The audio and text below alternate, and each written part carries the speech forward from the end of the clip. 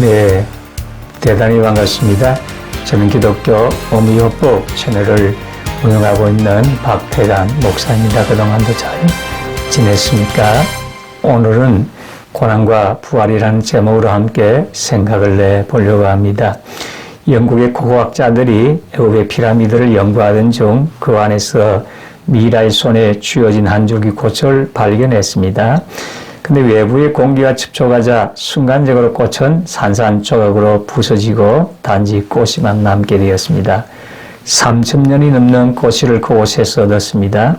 그것을 영구로 가져가 화단에 심었더니 싹이 나고 꽃이 피어 아름다운 꽃이 피었습니다.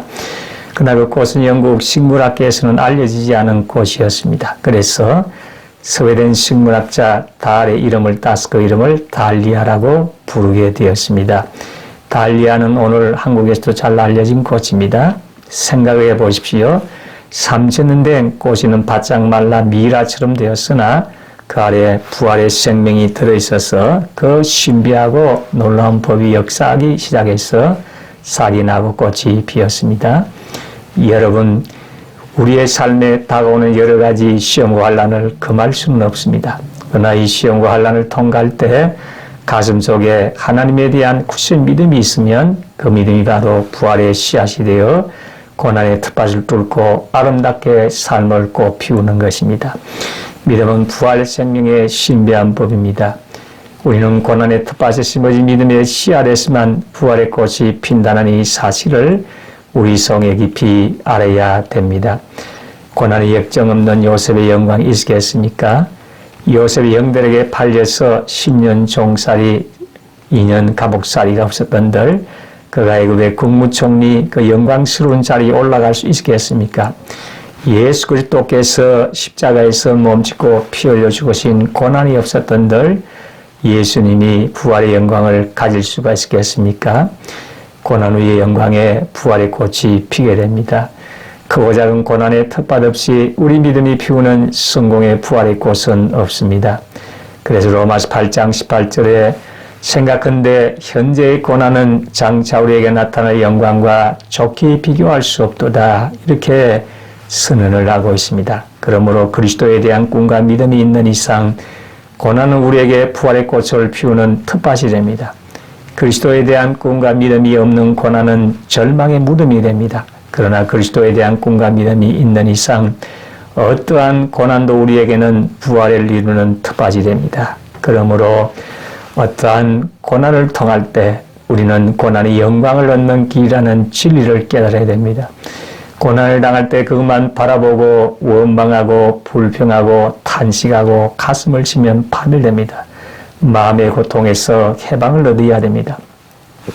왜냐하면 이 고난을 내가 받고 있지만 하나님에 대한 꿈과 믿음을 저버리지 않고 견디면 이 믿음이 씨앗이 되어 고난의 텃밭에서 부활의 영광스러운 꽃을 피운다는 사실을 우리가 깨달아 알아야만 됩니다.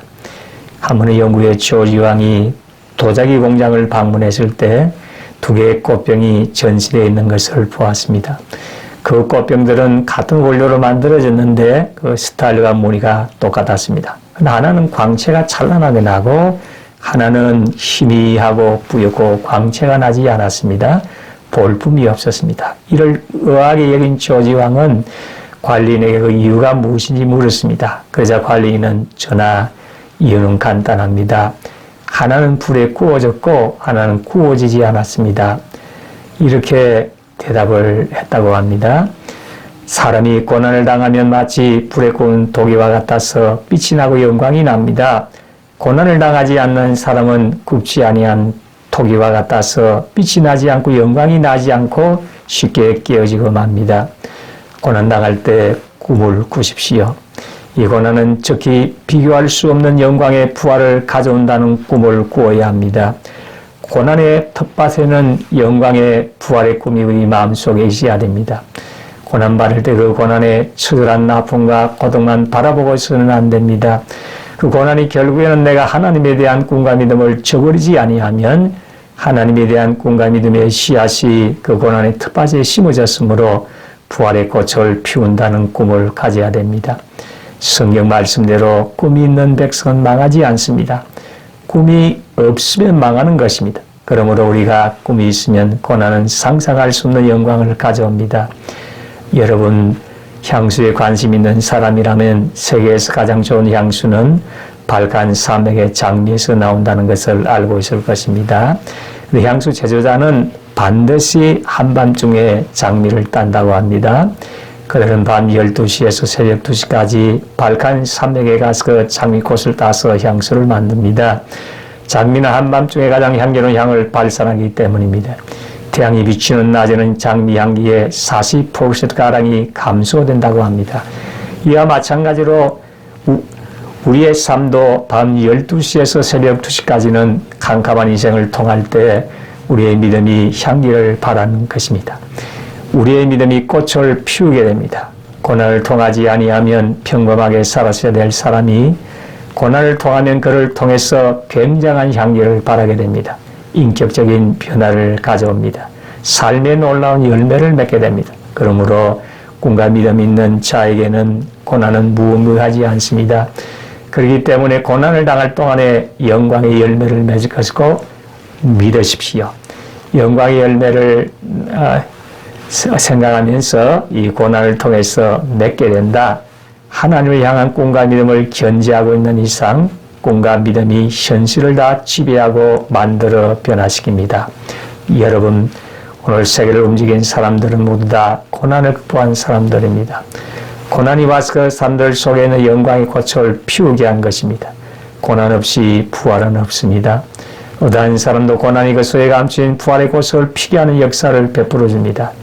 미국의 대통령이었던 루즈벨트는 소아마비와 알바레스시 병을 앓고 있기 때문에 회담에 나갈 때 보좌관의 부축을 받아야 했습니다. 그러나 그 고난과 싸우면서 미국 경제공황을 타개한 유명한 정치인이 될 수 있었고 제2차 세계대전을 승리로 이끄는 기초를 닦은 것입니다.